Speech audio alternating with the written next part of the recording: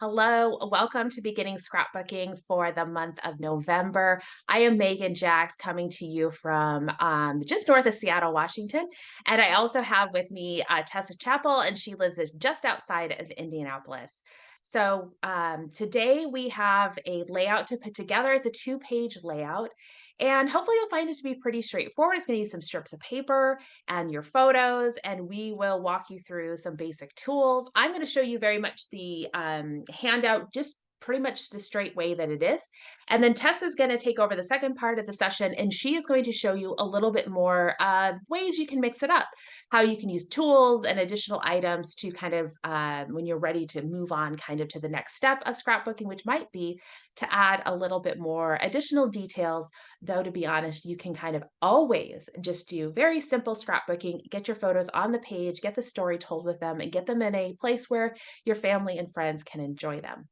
So I'm going to go ahead and switch over here to my overhead camera, and we will go ahead and get started for today.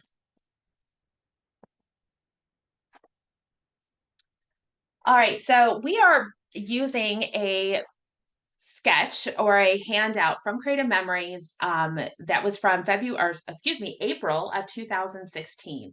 So we're definitely going back several years. Hard to believe that was over 7 years ago. Yeah, 7 years. Where'd they go? So we have the Hello Baby layout. That was a collection. The Hello Baby was a collection that was debuted in 2016. But you can see here we have a sketch. This is an older style sketch from Creative Memories. So you'll see that they have the pieces are all numbered within the sketch, and they correspond to some measurements down at the bottom. Uh, Depending on the handout you have, I think we got this handout to everybody. I had transferred all of the measurements up to the top so you can see what all of these strips are. I've got some writing in here where I have written down the different colors I'm going to use more for my own uh, clarification and smooth, so I can hopefully show you guys things relatively smoothly. So we can see we've got some photos. They do use horizontal photos in the layout. They tell us in the sketch that it's a 4x6. Sketches are really meant to be open to interpretation. They give you some basic measurements. You can follow them exactly. It's just a black and white, uh, basically a black and white graphic image that shows you various shapes and so forth of how you can put your scrapbook pages together. They can be a great spot to start if you're not sure what you want to do and you just want to create something without having to put a lot of creative thought into it. You can just kind of like follow along and put it all together, almost like I don't want to say like a puzzle, but kind of. Or you can let that sketch inspire you to get it going and then kind of go your own direction depending on how your everything starts to come together. So for this particular sketch, we need two background pieces of paper. I am using some photos. I printed some photos of my youngest son, Cody, his first day of school. That was a little over a month ago. We started school at the beginning of September, and I'm supposed to have all the photos, and now I don't know where they went. There they are. So I've got some photos from the first day of school, and I am using Creative Memories Back to School collection. So this is a fun collection. I really enjoyed it. I love the colors. And so I've got some background paper. You can see here in the original layout, they use just some white cardstock. Cardstock is always a great background page to use. You could also be using the actual album page, depending on how you like to scrapbook. That's probably a whole other conversation of what kind of pages to use. We probably need to talk about that sometime, Tessa, the scrapbooking directly on the page, the Jeeped album page versus the background, which is what we call wallpapering, when you are using just a 12 by 12 sheet of paper and it's not the actual album page. So I've got two sheets of this. Kind of looks like a maple wood floor. It's out of the back to school texture pack, which was like things like the pool water, field, like athletic fields. They have a couple of different wood tones for the different court sports. So I've got two pieces of that. And then I went through my scraps of the back to school and found some pieces that I thought would work really well with my photos. And then at this point, really, it's just a bunch of straight cuts. But really, the first thing I guess I do need to do is I need to decide the order in which my papers are going to go. And so we're going to do what I call just a very basic dry fit, or we're not even really dry fitting to the point. We're just playing around with the order of things. So I've got my background paper is a tonal paper. That tonal paper means that there's not a lot of contrast between the colors. It's very just tonal beige. It's got a little bit of pattern to it with that wood, but it's very not high contrast. In comparison to something like this stripe paper, you can see the stripe paper has a lot going on in it. And so that's what we consider more of a statement print, a designer print.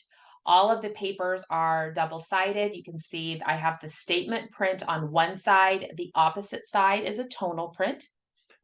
Another piece that is a good showing you what a statement print would be this piece of paper. You can see I've got all these school icons on it. That's a statement print. It's got a pretty busy pattern to it. The opposite side is school buses, so it's a little bit more tonal, low contrast. So we talk about a tonal, a background. A lot of times using something like a tonal print is going to be a little bit easier just because it has less going on. But every once in a while, you might find you want to have that fun statement print as your background. But I'm going to use a tonal print. In my sketch here, this original layout, you can see that we are going to use they have the white cardstock, and then they come in with a kind of a wood tone, and it's a tonal wood tone. So I'm also going to choose a tonal piece of paper, just a different pattern. It's this is out of the Building Bricks paper pack. I think that was what it's called. And it's supposed to mimic Legos, and it's just got it's kind of a solid red pattern. To me, it kind of looks like just paper with like almost like Fruit Loops or Cheerios on there. So I'm going to have that be up here at the top. And here I have scraps of paper. You may have full sheets of paper, and you can come in and just practice, figure out how do you want to lay out your images or your different layers. Do I want to I need a statement print. You see here where they have the stripe. I want to have a statement print. So I have some options. I could either use this that has all the icons. I could also come in with this stripe. I might be able to do both the stripe and the icons. And then come in with another piece of paper. I'm going to tone it down a little bit as I start to work my way to my photos. When I say tone it down, I mean just the patterns. I'm going to bring in some solid colors. And I can see there's 1, 2, 3, 4 colors before I get to my photo. So I have 1, 2, 3, 4. Then theoretically, I'd be bringing in my photos.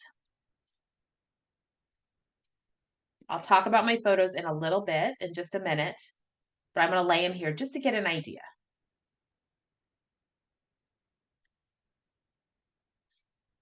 I can already tell that I've got too much going on here.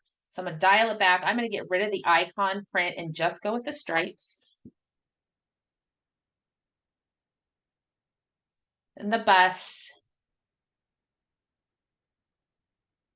So I've got tonal print, a statement print with lots more colors in it, coming back to a tonal print, just like they do in our sketch here, our sample of our sketch. And then they have a tonal print again. I'm going to bring in the blue. This has music notes on it, but it's really kind of hard to see. So I'm just using it more for the color. My photos will sit on here as such.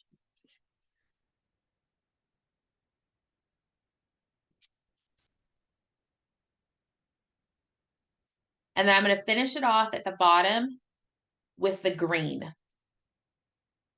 So this is kind of what I'm talking about, where you just want to play around with the different patterns and kind of get them into an order that you like.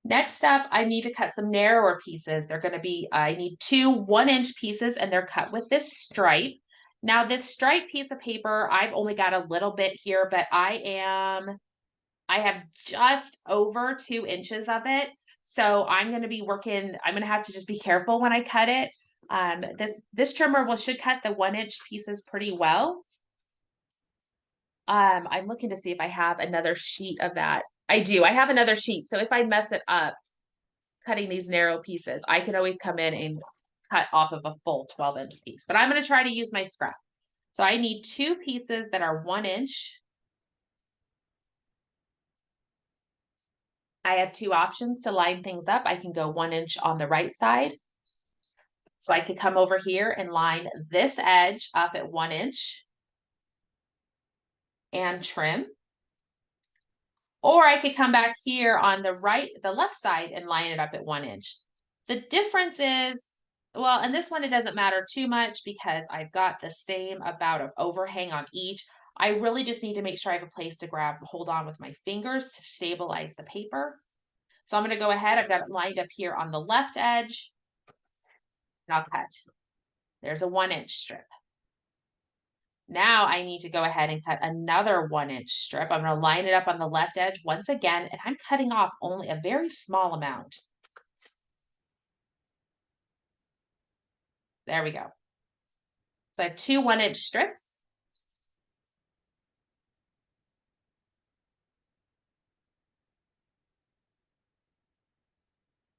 And now I'm going to come into this bus print. And I'm going to have to come back to my original piece of paper. I need two strips that are a 1/2 inch each. I just cut this piece off of another scrap. I'm going to come back to my original piece. Here's my original bus piece. I want to make sure that I'm getting a full, that I want the top edge of my strip to have the tops of the buses. I don't want to have a partial bit of bus. I want any partial bit of bus to be at the bottom. So I'm going to cut this at 3/4 of an inch.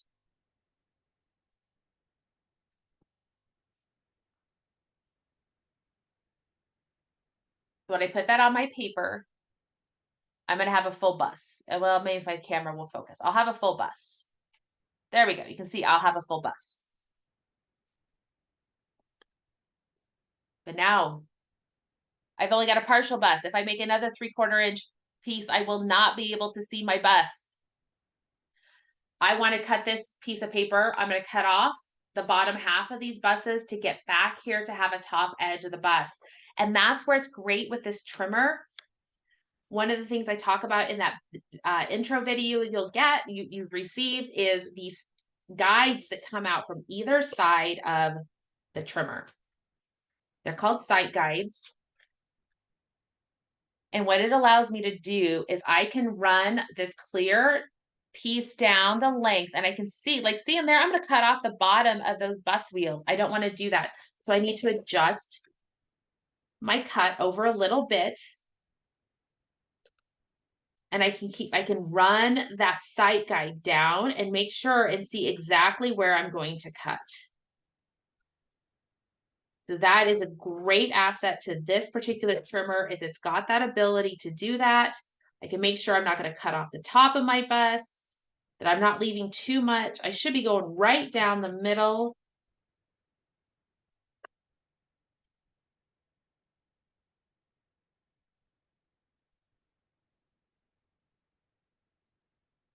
Got the top edge of my bus there. So I'll cut it 3/4 of an inch again.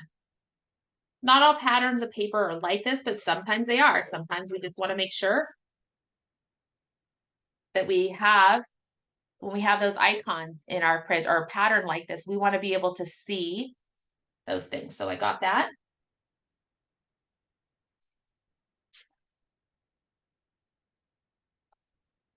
Next up is my blue piece of paper, and I need to go ahead and cut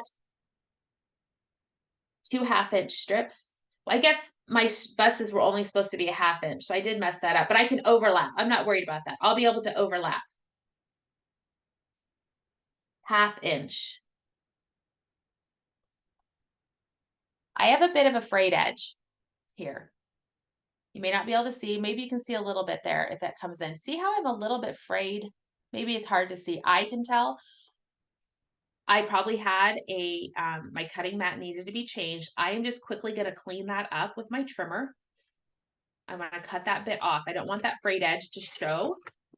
I'm going to cut that off. Now I have a nice crisp edge, and I'm going to cut this at 1/2 inch. 1/2 inch.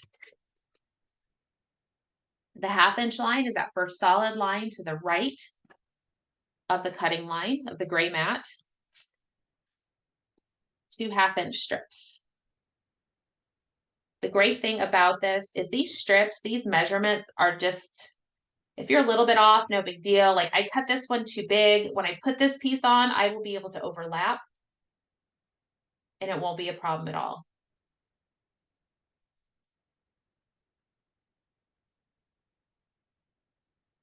I am going to use the same color that is up here, the blue. I'm going to use it and repeat it just below the photos. And I'm going to cut a 1-inch piece of the blue. I need 2 1-inch pieces.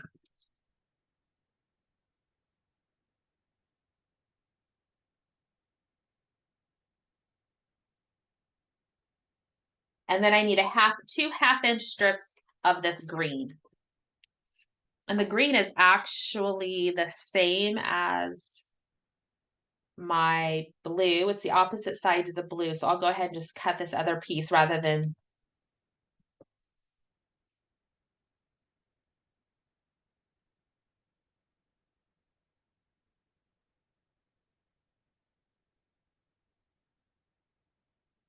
I don't think, I'm not going to be able to cut that piece very well. So I'm going to go ahead and use this other piece and cut it at 1/2 inch.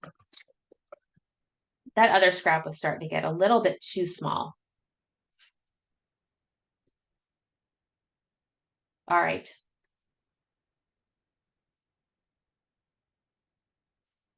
Now it's time to start some assembly. These pieces all abut each other, meaning they line up right next to each other. The sketch does tell us, it tells us that we are going to be, oh my gosh, that's a really small printout. I think it says 1/2 inch. I think it's a 1/2 inch from the top. The great thing about our 13 by 13 inch mat is that it has the measurements on the outside edge, meaning when I put my paper on here and I center it in my mat, I will be able to come down a 1/2 inch from the top, and that's where my first piece goes. I am doing a dry fit now, which means I am just laying the pieces on there. I am not using any adhesive yet.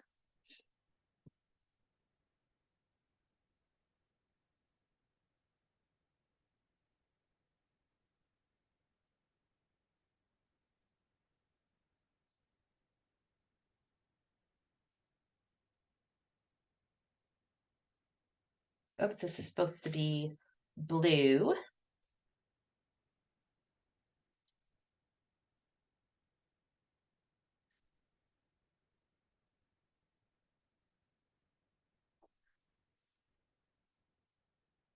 Now my photos will come on here. They want us to use 4 by 6 photos here, and they're 6 inches wide by 4 inches tall, which is great because when you get them printed, you don't have to do any cropping. You don't have to crop your photos at all. You can if you want to, but you don't have to. You can just put them right on the page, right next to each other. Normally, I would have had 2 4 by 6 horizontal photos. However, I had a lot of vertical photos. So what I was able to do is I was able to print them and cut them down. So I actually had some photos that I printed as 3 by 4s. And I think Tess is going to talk a little bit more about printing your photos smaller.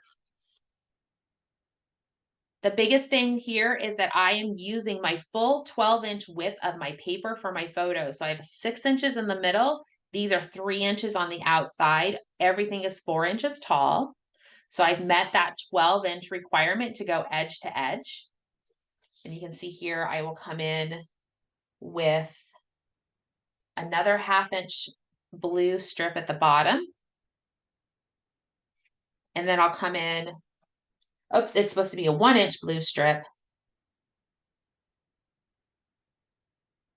And then I'll come in with the green to kind of finish it off at the bottom.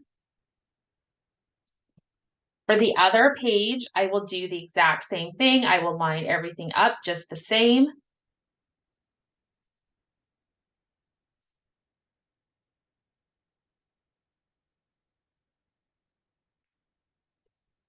And on the left or the right page,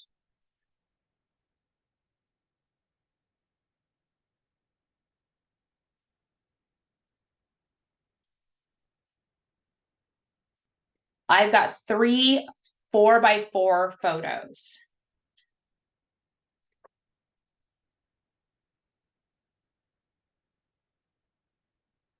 So again, I am using that full 12 inches. I'm just doing it with 4-inch wide photos instead of 2 4x6s.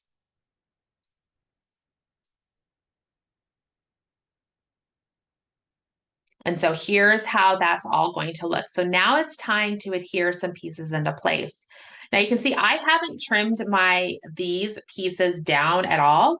And so now I can go ahead and I can come in and I can cut them. I'm happy with where they're going. I didn't find that I wanted to move anything around. I don't want to change my colors at all. So I'm going to go ahead, I'm going to cut them down to the widths that they give me in the layout itself. So this top piece is going to come down to be 10 3/4 inch wide. So bring my arm out on my trimmer. I can come all the way over here to 10 3/4, just shy of 11 inches. If you don't mind doing the math, you can also trim off 1.25 inches from the opposite side. Megan, since you haven't trimmed anything and you know you want, couldn't you just adhere them and do a straight cut down the edge too? I could adhere them and then just slice right down the edge, which is how to do that. The reason I'm going to cut them is because I like their spacing here, and by cutting them, I know exactly where they are. I don't have to measure on this side. I'll just be able to abut everything. I'll be able to line it up here. But yes, otherwise you could come in here, line them up, adhere them down, and then just run your trimmer down the edge and cut off all that overhang. But I need to mimic the same thing on the other side. So for me, in this instance, I am going to go ahead and just cut them to the size. That way I know both sides will be equal.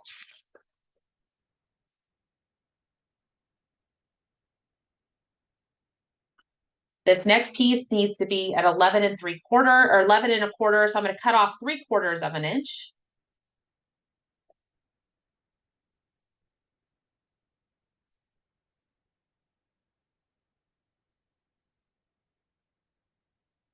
The bust piece is only going to have 1/4 of an inch cut off. It's going to go almost all the way to the edge. It's very close to the edge. Next up, I need to have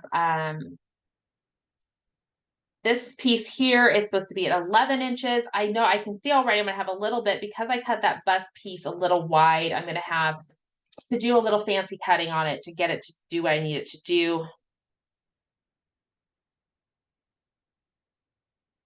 The piece below the photos is also, I'm taking off 1 inch. It's supposed to be 11 inches wide. And then the bottom piece here is 10.5 inches wide. So I come over here, put this at 10.5, or cut off 1.5 inches.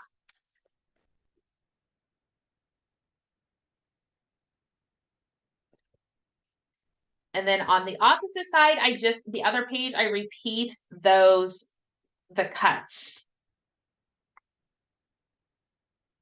So 10 3/4, cutting off 1.25 inches.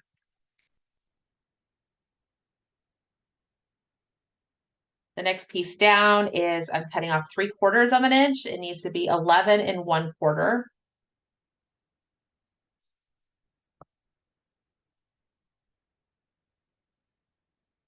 The bust piece, I cut off 1/4 of an inch.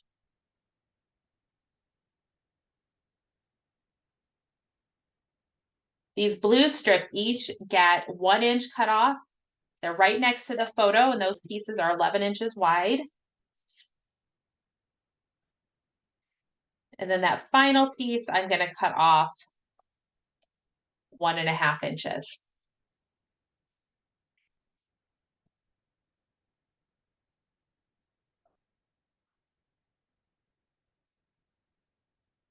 All right, so now it's time to adhere. Creative Memories has two major types of adhesive that people use. They have a tape runner, which is what's more considered more permanent. We look at it, you can see, hopefully you can see in there that it has these, they're very narrow little tabs, but they all come out right next to each other, and they're wonderful for putting on photos. These bigger pieces of paper, I definitely can use those for.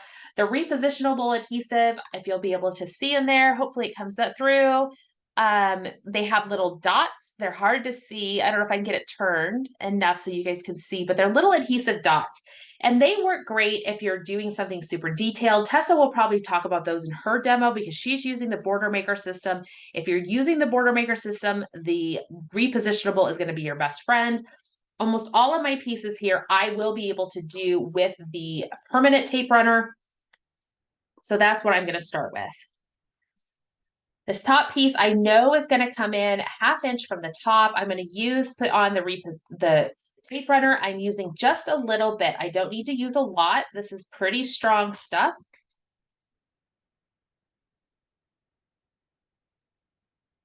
I'm going to line this up, put it on over here at that 1/2 inch from the bottom.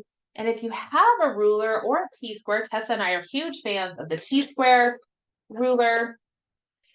You can come in here, line up. It's another great thing about this 13 by 13 mat. I can come in here and make sure that my paper is nice and straight along that 1/2 inch line. You can do the same with a ruler. If you just have a ruler, you'll be able to come in here.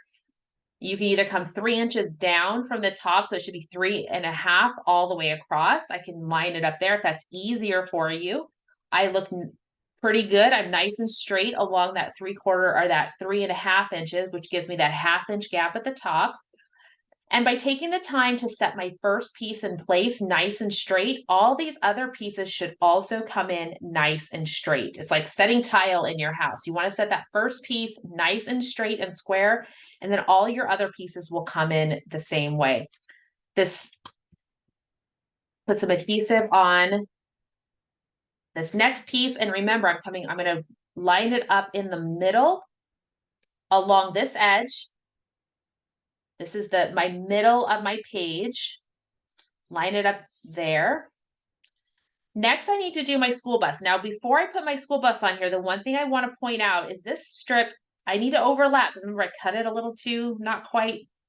And I can see that I'm overhanging here. So what I'm actually going to do, I think with a quick pair of scissors, is I am going to cut it. I'm just going to come right along this top edge of these school bus, and I'm going to go ahead and give it just a quick snip. The other option is to recut those strips of paper. And actually, I'm just going to do that. They should have been a 1/2 inch. By them being a little too long, it starts to scrunch all this stuff here. So I'm going to recut them. Come in here, do the same thing I did before, where I'm just going to run my side guide down the piece here and just make sure I'm cutting just below the wheels.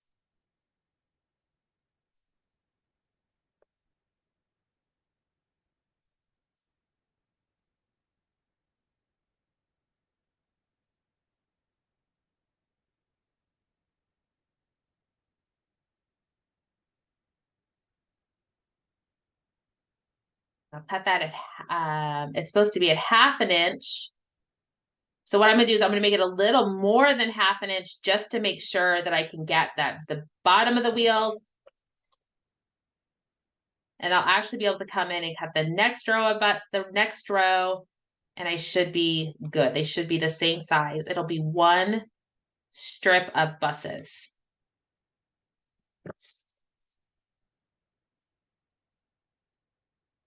Yep, both of those pieces are the same size. So instead of being a 1/4 inch too big, now they're going to be the right size. But I do need to cut them down a little bit.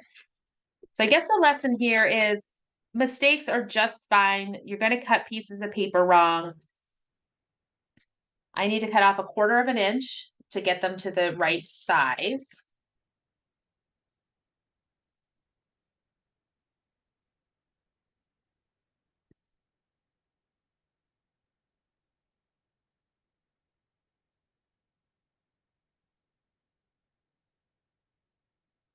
And it will line up on that inside edge, flush with the piece just on top of it.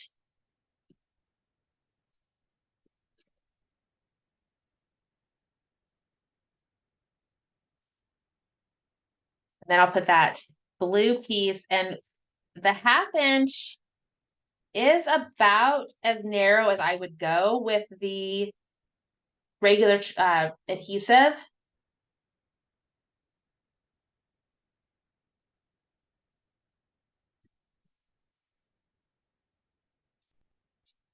Put my photos on.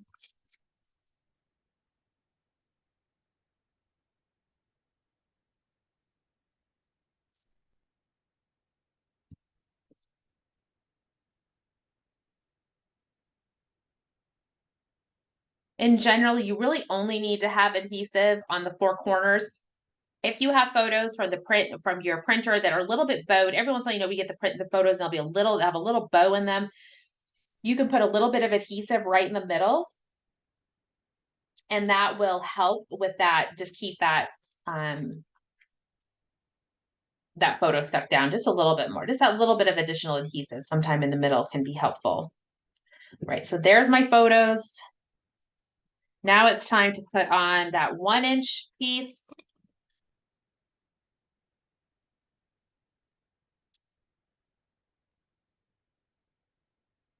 And then cap it off at the bottom with the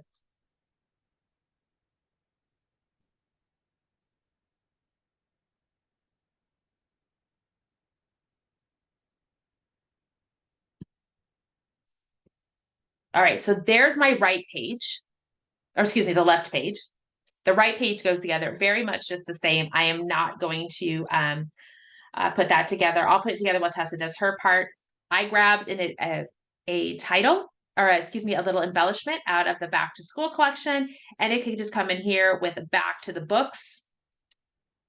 And I could just come in here probably with some stickers, and it'll just say first day, and then like 3rd grade, probably. I think is what I'll probably do there. And on the other side, just like they do in the sample, I will probably, where they put the little boy's name here, I will probably have a little journal box instead, because I don't think I can write. They journals on the paper there. I will probably journal in the journaling box instead. So there is my left side of my layout. I'm going to put together the right side, but I will toss this over to Tessa so she can show you what she has going on for hers.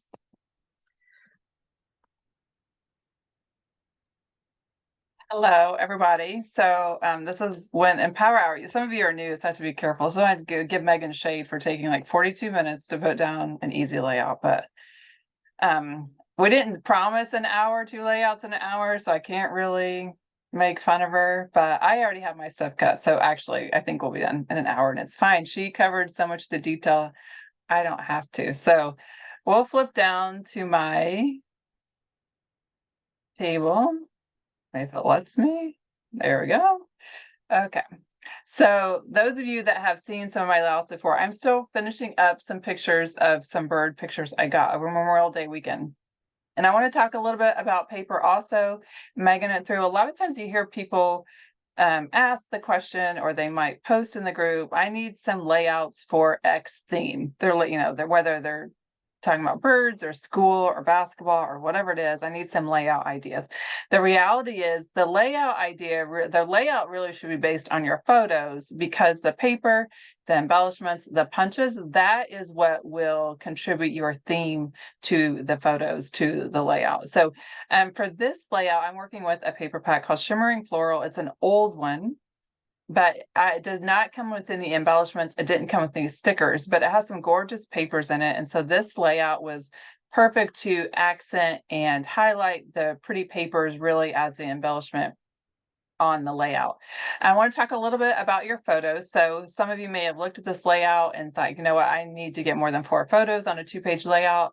Megan used some 4x4, so she got some extra ones. Another option too, I was not going to show you how to print smaller, although I do use an app called Project Life sometimes if I want to print like a 2x3 or a 3x4. But sometimes when we have a lot of photos for one event, it's we can cut them down slimmer. And one way to do that on the layout is just maintain the 4-inch top measurement and then just do more of a slice. So like in these bird pictures, I don't need the whole 4x6. I could have used the whole 4x6 because the green is pretty, but I wanted to fit more on this page so I can slice those down. And peekaboo pockets are something that Creative Memories has, and I know a lot of us use them, and they're a great way to get extra photos on the page. If you do want to cut down or you do want to use peekaboo pockets, I'm suggesting adding in an extra step, an extra strip of paper into the layout. As Megan, she put her photos directly on her page. I'm adding in an extra mat to put my photos on. It's 4¼ by 12 inches. So I chose 4¼ so I didn't have to trim down my 4x6s, and it's going to add just a little bit of a border underneath there, but it gave me somewhere to go ahead and adhere my photos down and a little bit of a base for my peekaboo pockets to be on top of. So if you want to do that, I would just choose a cardstock or something, or if you have a background paper maybe that doesn't look as great as a mat to your photos, you could add in that strip. Peekaboo pockets, we have 2 types of peekaboo pockets with Creative Memories. One of them allow the flap on the short edge, and some of them have the flap on the long edge. I tend to use a lot of the long edges. They can flip, this way or this way, open. It just depends. There's a little strip of adhesive you have to pull off this little clear thing you probably can't see, and then it adheres down and flaps. For a layout such as this, if you're not changing the orientation of your photos, I suggest using the ones that have the flap on the short edge, because your peekaboos are going to meet in the middle of this layout. If you used the horizontal, I'm going to have a little bit of competition because there would be a little bit of this overlap here. They're a little bit wider than 6 inches because of that plastic seal that's required for the pocket. So this is a nice place to use up some of those short-sided ones, which tend to be the ones I have extra of. So you can put photos in each side. You could also cut them down. So same as I cut down these photos to 2½ inches, you can cut a 4x6 mat to slide into your peekaboo and then trim down your photos to fit on there if you want to get something in smaller. You could do little circles. Sometimes, how did you crop or not crop? Way long ago, we used to crop our photos before we ever got to the page. I think most of us would have convulsions now if we did that, because we don't know what shape we want our photo to be on the page. But the reality is you have a lot of choice in how you crop your photo. You can leave it a full 4x6 like I did this one. I still I have a nice photo overall. I can see my cardinals giving themselves the kiss. I can see the little elder on the feeder. But if I wanted to, I could trim that down. I could do a 4x4 or 4x3. I could even cut a circle out of there. It just depends on how you want your photo to sit on the layout and how big you want it to be. So if I've already placed my photos in the peekaboo pockets, so at the end, it will actually look like this. The peekaboo pockets will go on top of the protector, so they won't adhere until I'm done. So I'm going to open it up and I'll be able to see the full stretch of photos under there. And then when I have them closed, you can see I added that white just so I have a little bit of a border edge, and because the peekaboo does take up a little bit more space than the 4x6. So one suggestion there if you want to add extra photos or cut them down a little bit for putting them on there. Okay, about the paper. So if you're using Creative Memories papers, a lot of time they're doing the hard work for us. They're giving us the 2 sides, 2 prints. Hopefully, it depends on which paper pack you choose if both sides coordinate well together. But we have 6 strips here, so that means I could have 3 papers and have both sides of each if it works out for you. Not every pack works out quite that well, but I'm showing you here the choice. So these are the back sides of each strip. So all the way down, I have to choose what I want to see in here. And then I think, okay, what if I want to add in a little bit more decorative element? Like I said, this did not come with embellishments or stickers that make it easy. So I have to kind of create what I want to do. One is just in paper choice. Over here, I can get the foiling. I have a large statement print. It's going to be really pretty on my page. Over here, I have the peach color, which maybe I need to give my eye a rest a little bit. I have a lot of prints going on. you can use a decorative blade. So if you use a 12-inch trimmer, I don't know if Megan flipped it, but I have my backup one, so I don't have every blade, but we have extra blades that pop in and out of the trimmer. So you can choose one of your decorative blades. I think it's easy to forget about those underneath our trimmer, but all of these strips you could cut and choose an edge. I chose, I think this is Victorian. You could cut both edges, one edge, whatever you want is one way to add a little bit of extra to your layout. Even watching this, I'm still struggling deciding which way I want to go. I love this print up here, so I'm inclined to want to show that off, but it does have some white edges. It looks a little bit uncut. So what is one option of something I could do if I wanted to add an extra step? And for those of you that have been collecting Creative Memory punches, you might have a frame punch. So we offer some frame punches that allow you to punch around the edges of a strip, kind of create this. This is a pedal front. It's a pedal frame punch. It's an older one. You can sometimes still find them not directly from the company. But if I cut a 4 by 12-inch strip and I just cut 2 sides of it with the frame punch, I can slide that under here underneath this strip, the 10 by the 3-inch, 10 3/4, I think it was. And it will give me a nice little frame to that print. And it adds a little bit more embellishment and decoration to the page. So that is one option. Let me show you how that punches. So like I said, I have a 4 by 12-inch piece. We have other frame punches available right now. If you're using the frame punch versus the border punch, most of the border punches, they have the black line on the front now. The older ones, the black line was kind of tucked down in here, so you're not going to be able to see it very well on camera.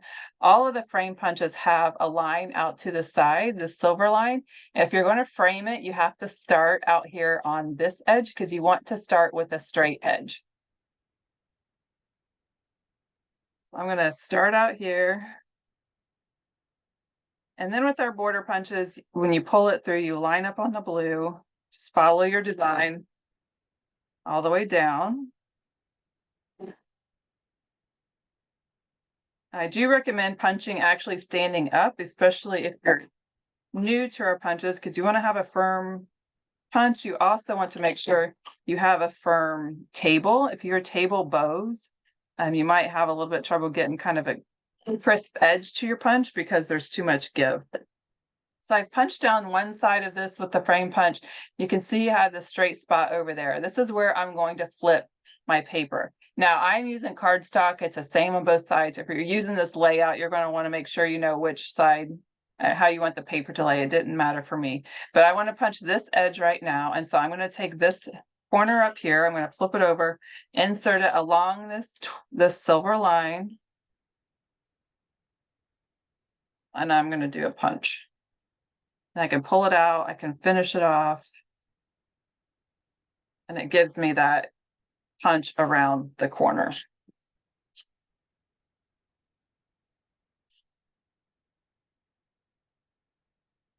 I know I'm going to layer this, and like Megan says, it's always a good idea to dry fit your papers as you go. I may have actually had these different sizes, which I did. Like she said, sometimes mistakes happen. Apparently I thought it was a 4-inch. It wasn't a 4-inch. It was 4.5. So I'll have to repunch that before I actually glue it down. Looks like it was 4.5. Okay, we'll go with it. We'll pull it down here. And I might not even be able to tell, so, except for over here, I could layer it, but. And then I have to decide, work my way down, which prints. I really love this stripe. I was debating whether it was too much against this print.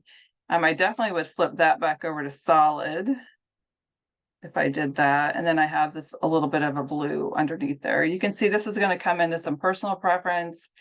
You kind of have to play with it a little bit and see what you like. You can also move these strips around. There's no hard fast rule about what actually goes where and which sizes. I could decide that I want my solid up here next to the print, dividing my stripes. It gives me a little bit of a break in between. Maybe work my way down like that.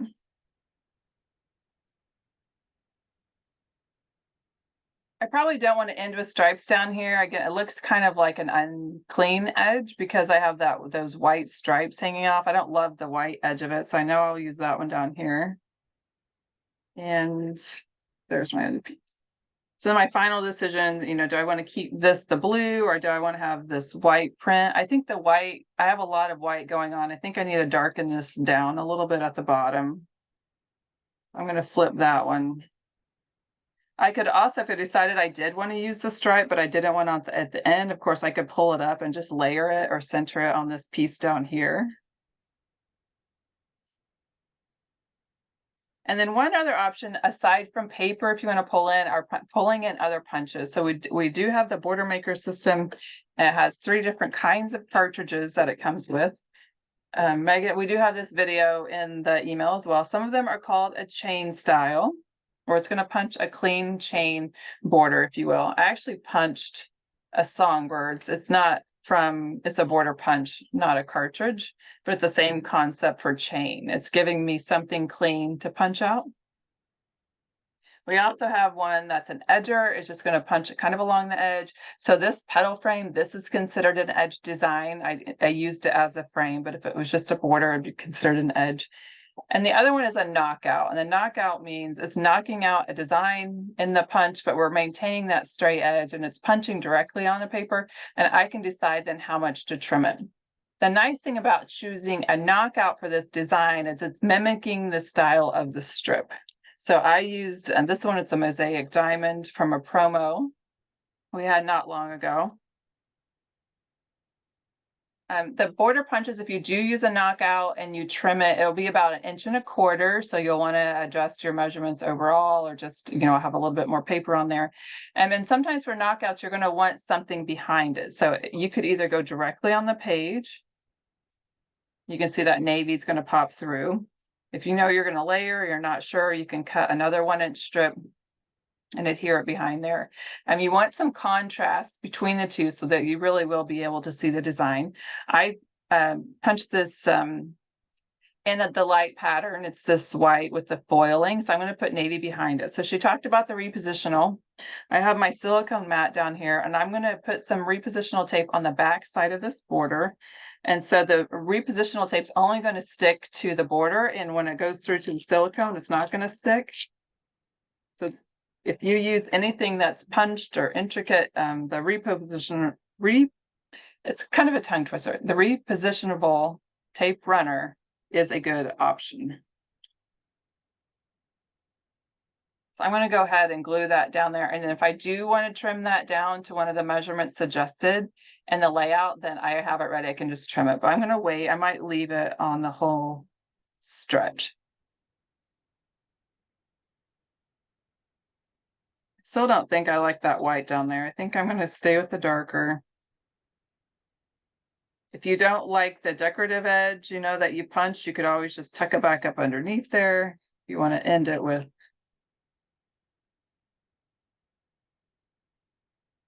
maybe some layering. Maybe I have too much white up there. And then the chain style. So if you punch something as a chain, you have this strip in here. So this is my 1-inch strip right here in the middle. This is where I'd probably sub in the border if you want to punch a border. If I did sub in this border, maybe I'd want to go back to the solid side of it so that I don't lose my border in the midst of all that print. Yeah, it's probably a bit much. I could coral. You can see when you change out one element, then you really have to kind of go back to playing to see what looks best or what you want where. I'm also on that 1-inch strip. So the final option, if you have the 1-inch and you did punch a chain style border, that's where you can layer the chain style on top of that 1-inch. You could also bring up a border and adhere it along kind of this big 3-inch piece we have up here.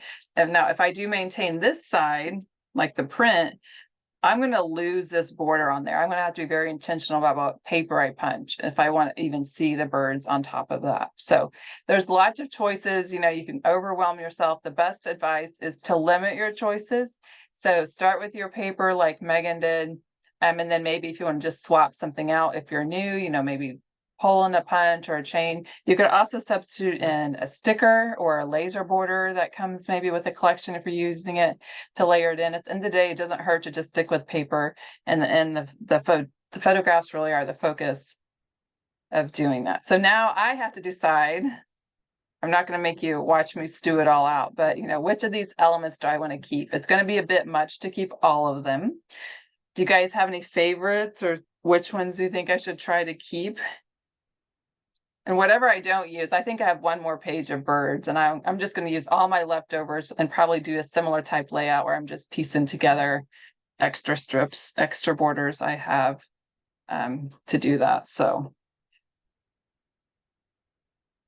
yeah, I did blue. So that reminds me, let me show you. So back to my original point, when people usually look for theme ideas, these are the pages I did of the other picture. So this is just one side of two layouts. So you recognize these if you did Power Hour. We had the squares over here. I did punch the birds in blue so they stuck out a little bit.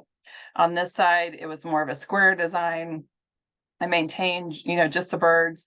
I have a little bit of a four square here, so I have a little bird I fussy cut with the medallion. So you can see that these are different types of layouts, right? The designs are very different than the strips, but because the paper's the same and the elements will be the same, as you flip through an album, they're all going to look cohesive because the paper really is what's keeping everything pulled together. Amanda's saying the song. I agree, Amanda. The songbirds, I think, is a pretty punch. Not a lot of options to use it, so I will incorporate those. Whether I trim them down or use the whole chain, I think the songbirds will make the cut. I agree with that. So yeah, we will recap this, the points that we make in a blog post that will come out maybe tomorrow or Friday. What is today? Is today Tuesday? Either Wednesday or Thursday. So you can kind of see the recap of this, but we would love to see your layouts. If you make anything, you can post it in our ideas and inspiration group with the hashtag Scrap Basics. We like to see everyone's versions of what they make. If you have any questions, you're welcome to comment on the post when we post this stuff in the group, or you guys, most of you know where to find us. If you want to create more with us, let me go back to my face. Unless you want to look at my birds longer. There we go. Next week, we have 2 classes. So Tuesday night at 8 p.m. Eastern is Power Hour. Now that you're registered once for a class, you don't have to subscribe again for a Power Hour. You will get an email on Monday that will have the handouts and the Zoom link for class on Tuesday night. And then we send out the recordings afterwards. The recordings also go to YouTube. And then on Thursday, this is where Meg and I panic because we haven't really got class ready yet. But by Thursday, we will be ready to teach Christmas Cheer Workshop, which will be Thursday afternoon at 1 o'clock Eastern, 10 a.m. Pacific. And for that class, we are using specific Christmas cheer collection from Creative Memories. That being said, Christmas cheer is a lot of tonals and plaids. And if you have other Christmas collections and you didn't buy Christmas cheer, I don't think it'll be hard to sub in different papers, kind of like we were talking about today. I think you could handle. Would you be able to do it live during class? Probably not. But if you want to watch a recording later and sub in paper, I think you could do that too if you want to use a different Christmas collection for that. So any questions or comments or anything anyone wants to ask about? We are not always the best at talking at a beginner level. We try. Really? I know, like all the terms and the terminology. I grew up in healthcare actually, which is probably worse when it comes to using healthcare lingo. Same concept though. I think they say you're supposed to like talk to people like at a 3rd grade level or 8th grade level. I think it's 8th grade. 8th grade level. And I think even 8th grade level scrapbooking might be above many people's heads. So I want to switch real quick to my desktop. I'm going to show you guys, I did get, I added the title up here at the top. These are the, whatever those collegiate stickers are. I do really like the collegiate stickers. I added that the detail over here. I brought up this green at the bottom. I made sure I wanted to use a green element here to bring that green up to the top. So that is pretty much, I just have to do some journaling, adhere this piece down. I also probably will come in and I will put the year, because remember, we always can never remember the year. Oh, great, third grade. What year was that? I'll probably put in one of the smaller fonts, like the 23-24. I could also just include it up here in the top. Obviously, that would probably be the best place to do it because it says date. The other thing, I have done this layout before. I did it with a happy as a Halloween collection. I do want to show you this. The biggest thing to note here, as Tessa showed you how to use the decorative things, she talked about a knockout style border. I use that along that chunky 3-inch piece that we had. There is room there to add that kind of a border, a decorative edge. She used the frame punch up and around. I punched that decorative edge along the actual 3-inch piece and then just brought in some stickers, the border stickers, as additional elements in there. So lots of ways that you can customize this. You can see here, I mixed and matched collection. So once you get further into scrapbooking, or if you are far enough into scrapbooking where you have a lot of scraps, this is a great layout to do, to use those scraps up with. All right, so I think that's all I have to say. Tell people about your font, because someone will inevitably ask how you punched your happy. Oh, so okay. I use the Hauntings is out of as our sans serif font for stickers from Creative Memories. I have this is a die cut letter set. This particular one is a retired one from the Close to My Heart company, but you can go to scrapbooks.com and find lots and lots of die cut alphabets. Those are little metal dies, and I prefer metal dies. If you have a Cricut machine, a Silhouette machine, you can make all sorts of titles. That's definitely getting into more advanced scrapbooking. I have met somewhere in the middle with it. I like to use the dies largely because it forces me to use what I have, meaning that I am not sitting hours trying to find the perfect font, because I found myself doing that when I was cutting custom titles for every layout. Instead, I just do the basic fonts. I have probably 10 to 15 of them that I can choose from. But honestly, if you look at any of my stuff, you'll see this one the most. So I do see the comment about the kindergarten scrapbooking. It is very easy to get a little bit overwhelmed. We have some previous editions of this class that we have taught. So those are in there, and we will make sure maybe that when I'm just going to like commit Tessa to linking some of those old ones, maybe the previous videos, or just in the blog post, going back and just reminding you, we have some old ones. This was a little bit of, I wouldn't say a super basic layout, but it's easy to start out with one very, very simple. Remember, this was just strips of paper. And then Tessa and I have shown you there are ways when you're ready to dive into some of those more advanced tools to add that. So if you are a scrapbooker who's been doing it for a while, don't kind of thumb your nose at the basic stuff, because it's easy enough to bring in those tools. And if you are just getting started, don't get overwhelmed. Basic scrapbooking can be very, very successful, and you just have to dive in. You just have to dive in. I think one final point neither of us mentioned, but on this layout, especially your hauntings one, if you had vertical photos, you could just rotate the whole thing and then have your vertical photos or vertical peekaboos rather than horizontal. We both stuck with horizontal, amazingly. Vertical is actually more common lately because we take so many photos on our phone that end up vertical, but you just rotate 90 degrees and you can have the same concept with your strips going up and down. One of the things you'll find too is when you get going on there is that especially when using something like sketches, it's sometimes you may look at this and say, well, I have vertical photos, so this isn't the sketch I'm going to use. There'll be other sketches that use a lot of vertical photos rather than necessarily this one. This one would be one you kind of like save to the side when you have horizontal or square or other smaller photos that you can get it to work with. So that's just something to consider too. Sometimes the sketch is just not one you're going to get to work easy with your photo, and it may not be worth it for you to try to make it work. You just move on to a different sketch or a different idea. Yeah. All right. So we'll send out the email with the recording and all that by tomorrow. And it will be on the blog. All the previous ones are on the blog too. So once you get to the blog, you just scroll down, you'll find the other beginner class ones too. So hopefully we'll see you guys next Tuesday for Power Hour. And of course, it's recorded, as is everything we do. So thanks for joining us live. It's always fun to have people to talk to. See you Thank you next very time. much.